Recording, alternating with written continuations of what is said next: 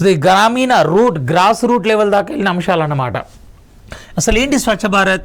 మనకు 2012 సంవత్సరంలో సో మన్మోహన్ సింగ్ ప్రభుత్వం ఉన్నప్పుడు నిర్మల్ భారత్ అభియాన్ అనే ఒక స్కీమ్ తీసుకొచ్చింది. ఏంటి అసలు నిర్మల్ భారత్ అభియాన్ కాన్సెప్ట్ ఏంటి అంటే, అప్పటిదాకా అంటే 2012 సంవత్సరం వరకు భారతదేశంలో మరుగుదొడ్లు సో టాయిలెట్స్ ఏవైతే ఉన్నాయో జస్ట్ అవి 29% వరకు మాత్రమే ఉన్నాయి.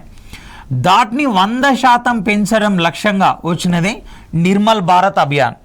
సో అందుకే ఈ ప్రోగ్రాంలో భాగంగా అప్పట్లో ఏం చేసేవాళ్ళంటే, ఎవరైతే మరుగుదొడ్డి కట్టుకున్న వాళ్ళు ఉంటారో వాళ్ళకు ఒక్కొక్కరికి ఒక్కొక్క మరుగుదొడ్డికి 12,000 రూపాయలు ఇవ్వడం అనేది జరిగేదన్నమాట.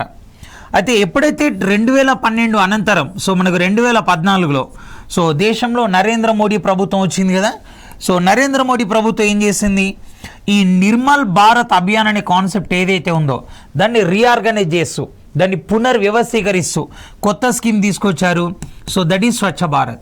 అంటే స్వచ్ఛ భారత్ అనేది కొత్తది కాదు, ఇది 2012లో అప్పటి మన్మోహన్ సింగ్ ప్రభుత్వం ప్రవేశపెట్టిన సో నిర్మల్ భారత్ అభియాన్ అనే దానికి ఒక ఆధునిక రూపం. ఇది ఒక పునర్వ్యవస్థీకరణ చెందిన పథకం అని అనుకోవచ్చు.